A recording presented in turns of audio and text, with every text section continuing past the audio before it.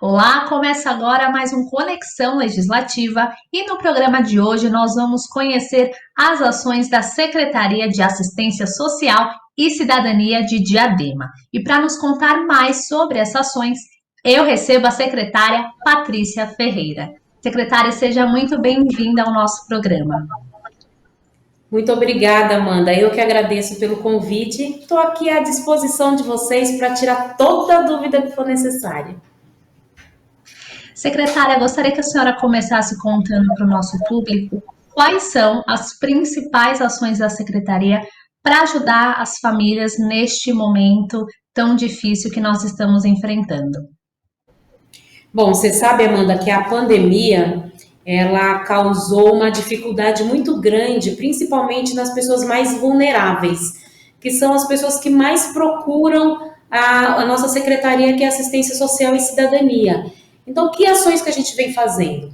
Vem melhorando toda a questão da empregabilidade, a gente vem ofertando alimentos para essas pessoas, maiores condições. Hoje, com a pandemia, o número de violência contra a mulher também aumentou bastante, então a gente está fazendo todo um acompanhamento, todo um resgate dessas histórias para que a gente possa dar um pouco mais de oportunidades, né? Sem contar as crianças e adolescentes, que também aumentou muito o número de acolhimentos. Então, a SASC está fazendo todo um movimento para realizar pesquisa, aumentar o número de atendimentos e, com isso, trazer um pouco mais de oportunidade a quem está nessa situação de vulnerabilidade em razão do Covid, da pandemia. Secretária, a pandemia trouxe muitas mudanças e muitos impactos para a vida de todo mundo. E eu gostaria de saber, né, se na avaliação da senhora aumentou o número de pessoas que vivem em situação de vulnerabilidade, se já é possível, né, se a secretaria já consegue perceber uma maior procura pelos serviços, pelas ações. Qual que é o balanço que a senhora faz? Sim, Amanda, é muito perceptível esse aumento, tá? A gente conseguiu perceber, sim, um aumento considerável em todos os atendimentos. Por exemplo, as mulheres em situação de violência. Então, a gente aumentou o número de atendimentos na nossa Casa Bete Lobo, né? Que é a casa que a gente tem que justamente faz esse trabalho. Então, aumentou o número de violência, aumentou as crianças e adolescentes assistidos nas nossas organizações ou nos nossos parceiros. A gente teve um aumento muito grande dos CRAS, então muita gente procurando o CRAS para poder entrar em algum auxílio do governo federal ou para se cadastrar no CadÚnico, muita gente pedindo por alimentos, né? Então tem muita gente que bate na porta do CRAS pedindo uma cesta básica, pedindo um alimento, pedindo auxílio, pedindo uma bolsa. Então, a gente percebeu que a pandemia, sim, ela agravou a situação. Então, o mais vulnerável, né, que estava numa linha de pobreza, vamos dizer assim, hoje ele está entrando numa extrema pobreza. Né? Nós tínhamos pessoas que não eram referenciados pelo CRAS, que não estavam no CadÚnico e já estão entrando por causa que a renda diminuiu, a renda familiar diminuiu por falta do emprego, né? Sem contar também as pessoas em situação de rua. A gente observou que muito mais gente estão indo viver em situações de rua pela falta de emprego, pela falta de condição, pela falta de acompanhamento. Então, a gente percebe, sim, que esse número aumentou e se agravou demais, viu, Amanda? A senhora citou essa questão sobre a necessidade de cestas básicas. Então, conta um pouquinho mais para a gente como é que tem sido essa distribuição para ajudar essas pessoas, né, secretária? Muitas, como a senhora citou, essa perda da renda muitas vezes acaba até impactando na possibilidade de adquirir um alimento. Como é que nós estamos fazendo aqui em Diadema? Na realidade, a gente já vem com uma campanha desde o início aqui do nosso governo, desde janeiro, que é a campanha Sua Vida Importa para Mim. Que era uma campanha muito voltada para a questão da saúde, da pandemia, onde a gente fazia os aconselhamentos de afastamento social, onde a gente pedia para que eles usassem a máscara, o álcool gel. Então, linkado a esta campanha, nós abrimos um braço dessa campanha que se chama assim, A Sua Fome Me Incomoda. Então, onde a gente começa a fomentar a ideia de toda a sociedade civil, os empresários, as indústrias, em fazer ações de cesta básica. E o que nós estamos fazendo? Essas doações, quando elas entram direto para o nosso CRAS. Então, pelo CAD único, né, pelo cadastro, a gente consegue fazer o levantamento de quem são as pessoas com maior vulnerabilidade, quem são as pessoas que estão precisando desses alimentos, e a gente faz essa distribuição justamente nessa linha, né, que a gente pauta quem são essas pessoas e faz a entrega diretamente nessas pessoas mais necessitadas. Então, é a forma que a gente tem de alcançar quem são essas pessoas e, de fato, assistir quem são essas pessoas, né? Muitas vezes elas não têm nem condições de vir nos procurar, então a gente acaba indo procurando essa pessoa e entregando essa cesta para ela. É dessa forma que a gente já vem trabalhando nesses mais de 4 meses aí de governo. A senhora falou sobre essa questão que, né, traz esse alerta para a importância do distanciamento, do uso das máscaras.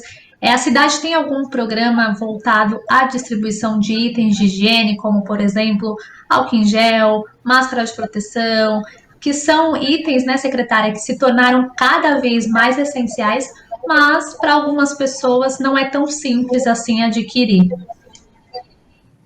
Tem, nós fizemos logo no início de janeiro, né, quando nós entramos, nós fizemos uma distribuição para todas as pessoas referenciadas no CAD único, distribuindo álcool gel, distribuindo máscara, distribuindo sabonete líquido. Então a gente teve essa preocupação e agora a gente continua com essa ação, mas envolvendo as indústrias e o comércio local.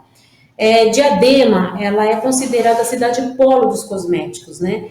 Então a gente está envolvendo essas empresas que fabricam cosméticos, que fabricam materiais sanizantes, para se envolver na nossa campanha, para que a gente possa não só entregar a cesta básica, o alimento, mas que a gente possa entregar um plus a mais, né? Que é justamente o material de higiene, o álcool gel, o sabonete, que a gente sabe também que esses ingredientes faz com que a gente diminua o Covid, né? Que a gente tenha um pouco mais de facilidade na não contaminação. Então, a gente vem trabalhando essa campanha até junto com o Fundo de Solidariedade, né? Então, hoje tem pessoas, por exemplo, que ao invés de ofertar uma cesta básica, ela prefere ofertar um valor em dinheiro, em espécie, e aí a gente usa esse valor com a parceria do Fundo de Solidariedade aqui de Diadema, e a gente compra esses ingredientes que faltam, que na maioria das vezes é o material de limpeza, é algum outro tipo de ajuda, por exemplo, com gás, com uma conta, que a família não está conseguindo pagar. Então é a maneira que a gente também encontrou de poder ajudar essas famílias que estão com uma dificuldade maior nesse momento. Queria que a senhora falasse um pouco sobre a importância da união, das ações da secretaria e também dessas pessoas que estão dispostas e que podem, às vezes, doar uma cesta básica ou, como a senhora citou, né, um valor, um item de higiene.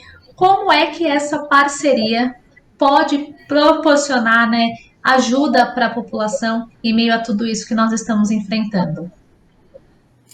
Bom, Amanda, eu percebi, eu não sei se você sabe que além de secretária da Assistência Social, eu também sou a vice-prefeita aqui do município.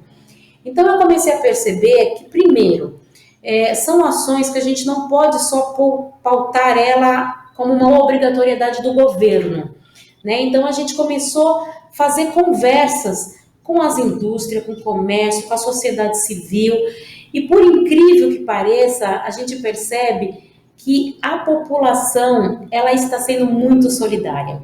Então, assim, todo mundo está ajudando.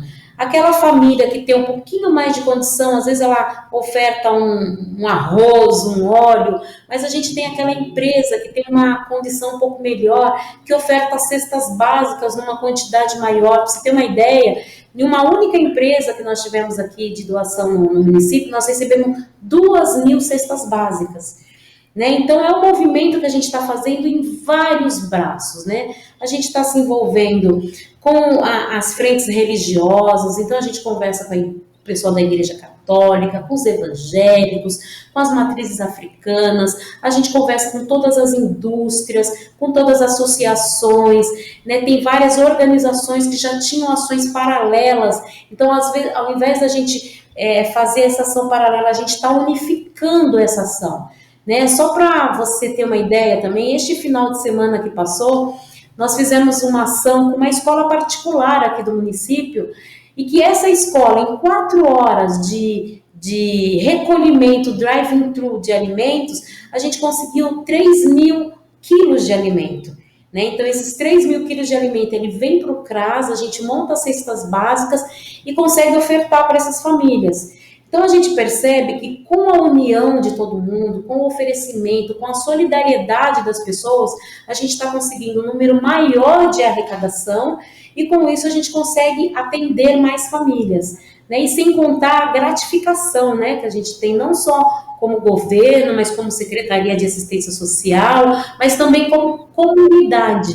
Né? A gente percebe que essa ação, envolvendo as pessoas, ela cria uma amplitude maior, uma generosidade maior e uma questão social que acaba sendo mais ampla. Né? Então, isso está gratificante de fazer, que é uma ação que está sendo feita com a SASC, com o Fundo de Solidariedade e com a Secretaria de Segurança Alimentar. Então, nós criamos um comitê da fome aqui em Diadema e essas ações estão sendo interligadas, principalmente com essas secretarias, mas a gente está envolvendo todas as secretarias. Então, toda a secretaria, de certa forma, está nos ajudando e por isso que a nossa campanha está muito ampla e a gente está conseguindo ajudar mais pessoas.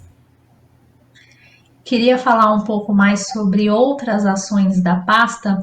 Conta um pouquinho para quem está nos acompanhando, secretária, sobre a Casa Bete Lobo. Bom, a Casa Bete Lobo é uma casa que nós temos de referência às mulheres que estão em situação de violência. Né? Então, dentro da Casa Bete Lobo, a gente fornece a essas pessoas que estão com vulnerabilidade de violência, na maioria das vezes dentro de casa mesmo, né? Violência com seus parceiros. A pandemia também mostrou que esse número aumentou justamente pela condição delas terem que estar, na maioria das vezes, diretamente com esse agressor, né? Ter que passar mais tempo com esse agressor. Então, a gente montou toda uma estrutura dentro da Casa Bete Lobo, com advogados, com psicólogos, com assistentes sociais, onde a gente pudesse dar acolhida a essas pessoas. Nós temos um movimento aqui também com a Secretaria de Segurança Pública, que a gente criou a Patrulha Lei Maria da Penha, então uma ronda com policiamento que a gente consegue, num curto espaço de tempo, no primeiro chamado, a gente já consegue chegar perto dessa mulher, acolher essa mulher e distanciar essa mulher dessa situação de violência. Então, com isso, a gente conseguiu criar políticas públicas para essas mulheres que resguardem ela nesse sentido, né? Então, muitas mulheres que se sentiam que tinham medo, né, da acusação, né, tinham medo de enfrentar esses agressores, eles estão enxergando na Casa Bete Lobo a oportunidade e o parceiro que elas vão ter de levar essas questões de denúncia adiante. Então, com isso, a gente tem criado assim, uma sensibilidade na população do modo geral, mas também a gente tem criado um fortalecimento nessas mulheres que são as vítimas de violência em denunciar, em se sentir acolhida e principalmente se sentir seguras, né? Essa acho que é a maior demanda que a gente tem, que a gente sabe de situações de violência que não é de hoje, mas que muitas mulheres tinham medo de denunciar esses agressores justamente por não se sentir resguardada, né? Nos seus direitos, né? Direito de se afastar desse agressor, direito de continuar mantendo essa família sem o vínculo, de repente, financeiro dessa pessoa. Então, a gente acaba criando essas oportunidades com conversas, com coletivos, com acolhimentos, que faz com que elas se sintam apoiadas e, principalmente, faz elas perceberem que tem uma organização, que tem uma frente de política pública que vai ajudar elas a reverter essa situação. Então, isso é muito gratificante a gente perceber que a gente está tirando muitas mulheres nessa situação, trazendo mais oportunidades.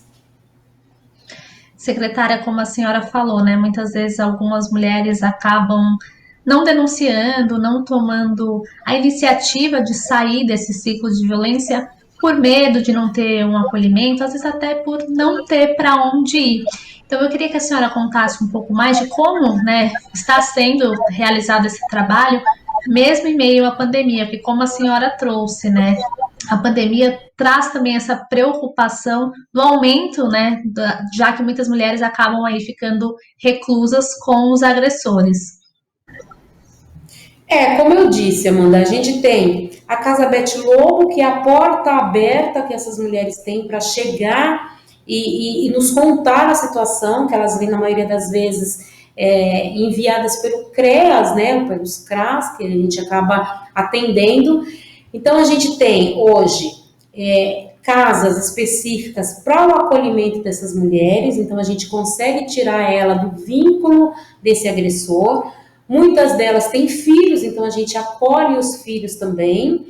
E ali a gente vai fazendo todo um trabalho psicossocial, onde a gente vai rearticular essas ideias, né, na cabeça dessas mulheres, para que elas possam, primeiro, se sentir libertas, né, dessa situação, sentir que tem um acompanhamento e que, principalmente, vai ter um acompanhamento para a família, que às vezes muitas mulheres deixam de denunciar porque têm filhos, né? Então tem o receio do sustento da família, do sustento dos filhos. Então a gente acolhe nesse sentido e manda ela para nossas organizações, para nossas casas de acolhimento, e a partir daí é feito todo um trabalho individual para essa mulher, para essa família, e com isso permite que elas consigam sair dessa situação. Sem contar que a própria Delegacia da Mulher, junto com a patrulha Lei Maria da Penha, né, da Maria da Penha, ela consegue envolver a polícia, né, a delegacia, os órgãos públicos, para também fazer uma conversa com esse agressor e, de fato, deixar essa mulher mais segura. Então, é todo um movimento, é uma teia, é uma rede que a gente vem articulando para que, de fato, a gente consiga sanar essa situação e colocar essas mulheres em maior condição e maior oportunidade. E falando um pouco sobre as ações voltadas para os jovens, queria que a senhora contasse um pouco sobre o programa Ação Jovem. O programa Ação Jovem, Amanda, ele é um programa do governo estadual. Que o governo estadual faz? Ele fornece uma lista de jovens para receberem uma bolsa, né, um auxílio de R$ 80 hoje, e que essa lista ela vem por intermédio dos CRAS. Então, o CAD único, ele busca esse adolescente e inclui nessa lista, e aí a gente fornece esse benefício. Já há algum tempo, né, que o governo do estado ele não vem liberando essas listas para nós. A gente ainda tem alguns adolescentes que são assistidos com isso, mas esse programa que é do governo do estado, ele não liberou mais essa listagem. Então, em razão disso, a gente não está agregando mais adolescentes no serviço pela falta da listagem do governo do estado. Queria também falar um pouquinho, secretária, sobre aqueles que têm mais idade, mas que, claro, são importantes, né, para a nossa sociedade. Conta um pouquinho do que tem sido feito pelos idosos, especialmente neste momento de pandemia, que eles têm que ficar um pouco mais reclusos. A gente sabe que a rotina deles também foi alterada, né? Então, o que a secretaria tem feito por eles? Bom, nós temos uma parceria aqui de um parceiro, de uma organização que tem um atendimento especializado em instituições de longa permanência, né? O que a gente chama de LPI, que é para idosos. Então, esses idosos com maior vulnerabilidade, que na maioria das vezes estão sem vínculo familiar, eles vão para essa organização e lá eles têm todo o acompanhamento técnico, médico, acompanhamento social, né? Esses aconselhamentos. Então, além dessas instituições, a gente tem também outras instituições que prestam serviço, que estão como parceira da SASC, que fazem acolhimentos educacionais. Então, a gente tem espaço, que aqui é o nosso CCMI, que é um Centro de Ação Social para o Idoso, onde a gente faz movimentos artísticos, movimentos educacionais, movimento de cultura, que claro, que com a pandemia, hoje a gente já não está conseguindo ter esse vínculo mais presente, mas ainda assim a gente continua com esses idosos numa versão mais online, vamos dizer assim, né, dentro das nossas parcerias virtuais, mas que a gente continua dando esse suporte, esse atendimento para a melhor idade, porque realmente a situação da pandemia acaba criando problemas pessoais, né, psicossociais mesmo, que acabam trazendo maior índice de deficiência, né, que eu digo de afastamento, né, esses idosos, eles querem estar presentes com as pessoas. Então, tanto a nossa associação de longa permanência, quanto nossas associações de vínculos socioeconômicos e culturais, a gente consegue ainda continuar essa articulação com os idosos e a gente consegue manter esses atendimentos que está sendo bem proveitoso e bem importante para essa população que são nossos idosos aqui. A senhora trouxe essa questão de que com a pandemia esse contato físico próximo, infelizmente, não é possível, mas que mesmo assim os serviços não pararam, continuaram acontecendo. Qual é a avaliação que a senhora faz? A tecnologia pode ser uma aliada aos serviços de assistência social? Esse pode ser um legado positivo deixado pela pandemia? Como é que a senhora vê isso? Sim, ele pode, eu acho que isso é uma crescente, né? Claro que quando a gente fala da questão do idoso, o idoso às vezes ele tem um pouco mais de dificuldade em acessar as redes, em acessar as salas de bate-papo, as reuniões, mas quando ele ainda tem o vínculo da família, os netos ajudam, né? Os adolescentes, as crianças ajudam eles a se conectar, a entrar nas redes sociais, a participar das nossas reuniões, a participar das nossas aulas de crochê, de costura. E quando ele não tem esse convívio com a família, as nossas parceiros, né, as nossas entidades parceiras, eles também fazem esse trabalho com os educadores sociais, então que ajuda esse idoso a poder se manter em comunicação. E a maioria das vezes, esse idoso, quando ele consegue perceber que o celular hoje vai ser um grande aliado para ele conversar com outras idosas, conversar com a família, conversar com os netos, eles mesmos já entram na frente e acabam participando de tudo. Então, acho que sim, que as redes sociais, que o movimento tecnológico, ele vai servir muito para a questão de ajudar a secretaria em trazer quem são essas pessoas, em poder criar palestra, criar conversa, criar coletivos, onde a gente unido pode criar mais oportunidades e realmente saber quais são os serviços que a gente precisa tipificar para que essa população se sinta mais atendida. Então, acho que a rede social ela veio, claro que numa questão de pandemia, onde os acessos aumentaram, mas eu acredito que mesmo no pós-pandemia a gente vai continuar sim com essas ações, tanto que hoje a nossa secretaria aqui em Diadema, a gente já tem uma articulação de palestras virtuais, de reuniões virtuais, cada um para o seu colegiado, vamos dizer assim, então a gente atende o jovem, o adolescente, o idoso, a mulher em situação de violência, cada um dentro do seu parâmetro, a gente consegue conversar com todos e acaba sendo até mais proveitoso, que às vezes numa sala aí que você reuniria 10, 15 pessoas, num universo mais amplo que são as redes sociais, a gente leva essa conversa a muito mais gente. Então, acho que sim, que essa é uma ação que não vai voltar atrás, não. As redes sociais, ela está fortalecendo os nossos atendimentos. Gostaria que a senhora falasse um pouco da importância do trabalho realizado pela Secretaria para ajudar a população de Diadema e dos impactos, né? A senhora aí com certeza deve ver, né, o quanto esses frutos, né, ajudam as pessoas, até realmente com os relatos das famílias que são atendidas. Conta um pouquinho para a gente da importância e também dos impactos, dos benefícios que isso traz para a cidade. Bom, a importância hoje de uma secretaria de assistência social, eu posso que comparar ela à importância que uma secretaria de saúde hoje tem dentro do município. Né? A gente sabe da dificuldade da pandemia, da dificuldade de leito, da vacinação que ainda não vieram para todos, mas a gente consegue entender que a assistência social, a pandemia ela colocou essas pessoas diferença social muito grande. Então, cada vez entram mais pessoas para os acolhimentos, para o CAD único, para a referência dentro da assistência social. Então, a importância que essa pasta, que essa cadeira dentro do governo tem, ela é fundamental.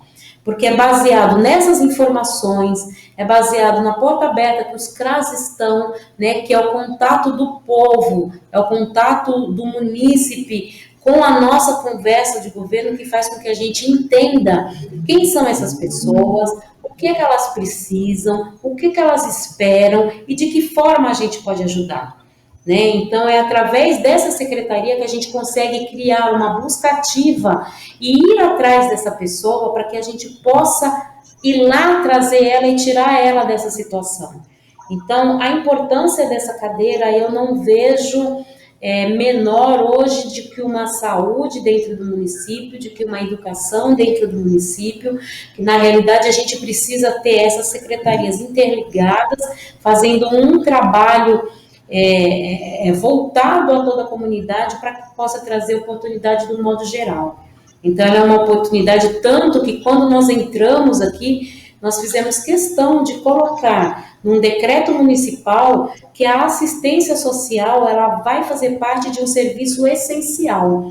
Então, mesmo dentro da pandemia, as nossas portas dos CRAS, dos CREAS, dos conselhos tutelares, das casas de idoso, dos abrigos, eles continuam abertos, porque as pessoas que estão mais necessitadas é justamente a que está sendo, a que estão na maior vulnerabilidade. Então, não faz sentido a gente ter, no momento de tanta precisão, a gente ter esses serviços fechados. Então, por isso, hoje, eles fazem parte do serviço essencial do nosso município. Secretária, muito obrigada pela participação no Conexão Legislativa de hoje e por contar um pouquinho para o nosso público do que tem sido feito pela Secretaria na cidade de Diadema. Muito obrigada pela entrevista. Eu que agradeço a oportunidade de falar e de mostrar um pouquinho do nosso trabalho, que é uma frente bonita de trabalhar, né, onde a gente tem assistentes sociais, psicólogos, educadores sociais. Então, são pessoas muito aguerridas nesse movimento de realmente trazer oportunidade para o mais vulnerável. Então, eu agradeço a oportunidade de poder falar um pouquinho. Obrigada. Esse foi o Conexão Legislativa de hoje. Muito obrigada pela companhia e até o próximo programa.